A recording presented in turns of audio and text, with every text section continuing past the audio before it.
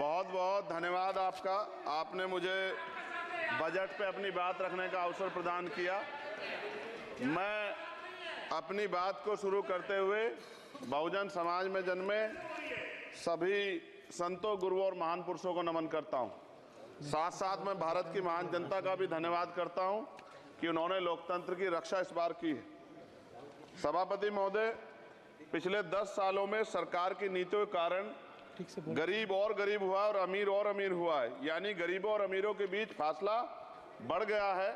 सारे देश की संपत्ति को चंद अमीरों के हाथ में दे दिया गया है। ये हमारे संविधान की मंशा और समतावादी समाज के लक्ष्य के खिलाफ है। अतः हमारी नीतियां गरीबों के पक्ष में भी होनी चाहिए। जातिगत जनगणना, SC, ST, OBC यानी कि जो बहुजन समाज के लिए आज जीवन मरण का प्रश्न है, इसके बारे में कोई बात बजट में नहीं की गई है। इसके बाद जनसंख्या के अनुपात में बहुजन समाज को सभी क्षेत्रों में हिस्सेदारी मिलनी चाहिए, तभी बाबा साहब अम्बेडकर का जो सपना है समतामूलक समाज का, वो पूरा होगा। महोदय, एक ऐसा विकसित भारत है जिसमें आज भी सफाई कर्मचारी को पक्की नौकरी नहीं मिल रही है और उसको गटर में उतरने के लिए मजबूर किया जा रहा है। उनके लिए कोई अलग से बजट नहीं है। बजट बन सकता है अगर सरकार चाहे। SC, ST को जो सब प्लान मिलता था, SPC का जो पैसा मिलता था, वो बजट से हटा दिया गया है। साथ साथ देश के स्तर पर आशा, आंगनबाड़ी, भोजन माता, ग्राम सेवक, PRD जवान, होमगार्डों के मानदेय में बढ़ोतरी नहीं हुई है। ऐसा कुछ भी नहीं दिख रहा है कि उनके जीवन में खुशहाली आ जाए। इनका मानदेय बढ़ना चाहिए। विधवा, वृद्धा, विकलांग पेंशन प्रत्येक महीने 500 रुपए से बढ़ाकर 5000 रुपए की जानी चाहिए, क्योंकि महंगाई बढ़ रही है। देश में प्रधानमंत्री जन कल्याण योजना के तहत SC, ST, OBC और मुस्लिम को कितने घर दिए गए, इसका कोई आंकड़ा सरकार के पास नहीं है। देश में इसी तरह SC, ST, OBC के लिए कितने परिवारों को शौचालय की व्यवस्था कराई गई। आज भी सिद्धार्थनगर जैसे जिले और तमाम जिले जो हैं, वहाँ शौचालय की व्यवस्था नहीं है। इस पर ध्यान देना चाहिए। देश भर में SC, ST, OBC के जो रिक्त पद पड़े हुए हैं, बैकलॉग भरना चाहिए। सरकार ने कुछ नहीं कहा। ये कैसी विश्व की 5वीं अर्थव्यवस्था है जिसमें आज भी SC, ST पर अत्याचार हो रहा है, महिलाओं के साथ रेप हत्या हो रही है। NCRB का डाटा पढ़ेंगे तो खून के आंसू रोने पड़ेंगे। युवा बेरोजगार है, सड़कों पे 80 करोड़ लोगों को 5 किलो राशन में जीवन यापन करना पड़ रहा है। जो बजट SC, ST को मिलता है, मेरे दाएं तरफ जो साथी बैठे उनको बुरा लगेगा, कर्नाटक में 14,732 करोड़ रुपए इन्होंने दूसरी योजना में लगा दिए और मध्य प्रदेश में आपने 95 करोड़ रुपए जो है दूसरे बजट में लगा दिए। हमारा जो मिलता है उसको तो मत छीनो भाई। MSP की लीगल गारंटी कोई बात नहीं हुई है। किसानों को जो 6,000 रुपए मिलते हैं उसको बढ़ा के 12,000 रुपए करना चाहिए और फसल बीमा जो है उसका सारा प्रीमियम सरकार भरे, किसानों पर बोझ ना लगे।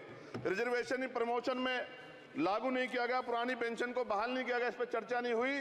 देश में मनरेगा समय न्यूनतम मजदूरी की दर 700 रुपए होनी चाहिए। समान काम समान वेतन पॉलिसी लागू होनी चाहिए। जो रसोई की चिंता करते हुए 500 रुपए प्रति सिलेंडर से ज्यादा के दाम नहीं होने चाहिए, जो महिलाओं को राहत मिल सके। बिजली के दामों में भी कमी होनी चाहिए। बेरोजगार युवाओं को 5,000 रुपए भत्ता मिलना चाहिए, जो बेरोजगार युवा जो है अपनी पढ़ाई या अपना खर्चा उठा सके। मैं अपने क्षेत्र के विषय में महोदय आपसे कहना चाहता हूं कि पश्चिम यूपी में नगीना में एक एम्स बनना चाहिए, एक IIT बननी चाहिए, एक IIM बनना चाहिए। नगीना लोकसभा में उद्योग धंधे लगने चाहिए। नगीना की कताई मिल जो है उसको पुनः शुरू कराना चाहिए। RRTC जो योजना है सरकार की, उसको मेरठ से आगे बढ़ाकर मुजफ्फरनगर, सहारनपुर से नजीबाबाद, नगीना होते हुए उसको नगीना तक ले जाना चाहिए। साथ साथ नजीबाबाद से मुंबई के लिए एक ट्रेन चलनी चाहिए और नगीना, श्योरा, किरतपुर में रेलवे के ओवरब्रिज बनने चाहिए। सभापति महोदय, सामाजिक न्याय मंत्रालय को 13,000 करोड़ रुपए दिए गए और जनजाति कार्य मंत्रालय को 13,000 करोड़ रुपए दिए, कुल 26,000 करोड़ रुपए। जो कुल बजट 48.20 लाख का लगभग 0.54% है, जबकि हमारी संख्या 25% से ज्यादा SC, ST की और बहुजन समाज की मिलाओगे तो 85% से ज्यादा है। और हमारे विकास के लिए सरकार 1% पैसा खर्च कर रही है, जो मिलना हमें चाहिए, जबकि मिलना हमें 25% चाहिए। ये ऊंट के मुंह में जीरा के समान है, कहावत हमने बहुत दिन सुनी थी। पिछले लंबे समय से हमारे साथ धोखा हो रहा है, लेकिन अब ये नहीं चलेगा। चंद लोगों की तराजू से देश के संसाधन नहीं बटेंगे। इस देश का बहुजन समाज बर्दाश्त नहीं करेगा। संसाधन का बंटवारा संख्या के आधार पर होगा। माननीय काशीराम साहब नारा लगाए थे, ना तो वोट हमारा राज तुम्हारा चलेगा, और आज हम कह रहे हैं ना ही वोट हमारा और नोट तुम्हारा चलेगा। इस बात का भी ध्यान जो है सरकारों को देना पड़ेगा। आपके माध्यम से सरकार से मेरी एक मांग है, सरकार इस योजना का लाभ भी अपने आप ले ले, सरह भी ले ले। कि 1 लाख रुपए सालाना बहुजन समाज के अत्यंत गरीब परिवारों को दे। 10 लाख करोड़ रुपए खर्च होंगे, लेकिन इस 1 लाख रुपए की योजना से एक झटके से परिवार गरीबी की रेखा से ऊपर आएगा और इनके बच्चों को कुपोषण खत्म होगा, अच्छी शिक्षा मिलेगी, महिलाओं को सम्मानजनक जीवन मिलेगा और इससे वास्तव में सबका साथ सबका विकास का नारा सार्थक होगा। अगर प्रश्न ये होगा कहां से आएगा, तो उसका जवाब ये है कि जब अमीरों का 16 लाख करोड़ रुपए माफ हो सकता है, कॉर्पोरेट टैक्स का घटाकर लाखों करोड़ रुपए का चूना सरकारी खजाने को लगाया जा सकता है, पेट्रोल डीजल के दाम 10 गुना एक्साइज ड्यूटी बढ़ाई जा सकती है, तो गरीबों को सरकार पैसा क्यों नहीं दे सकती। महोदय, समय आ गया है, अब निजी क्षेत्रों में आरक्षण की व्यवस्था होनी चाहिए। SC ST OBC को निजी क्षेत्रों में आरक्षण मिलना चाहिए। और मेरी आपसे ये भी मांग है, क्योंकि अब समय की मांग है और देश तेजी से आगे बढ़ रहा है, तो मैं कहूंगा कि सरकार का जो सबका साथ सबका विकास का नारा लगभग वो असत्य महसूस होता है, क्योंकि अल्पसंख्यकों में मुसलमानों, जैनों, सिखों, बुद्धिस्टों के लिए कुछ दिख नहीं रहा, उनकी कल्याण कोई योजना नहीं है। मदरसों को जो बजट मिलता था वो कम कर दिया गया है। आर्थिक तंगी से लोग मर रहे हैं। इंटर्नशिप की बात हुई है, परमानेंट रोजगार नहीं है। और दिल्ली में क्या हुआ बच्चों के साथ कल, उनकी सुरक्षा की जिम्मेदारी क्या है? वो आए तो बनने थे IAS IPS और बन क्या गए, लाशें बन के गए। यहाँ से कोई ध्यान नहीं दे रहा है, किसी की नजर नहीं है। साथ साथ मैं आपसे ये भी आग्रह करूंगा कि हम ग्रामीण क्षेत्रों से आए लोग देश से बड़ा प्रेम करते हैं और हम ये महसूस करते हैं कि सरकारें हमें सुनेंगी, सरकारें हमारे बारे में सोचेंगी। लेकिन ऐसा महसूस हो जाता है आज़ादी के 75 साल बाद, और जिसको अमृत काल कहा जा रहा है, आज भी SC ST OBC के लोगों पर अत्याचार हो रहा है।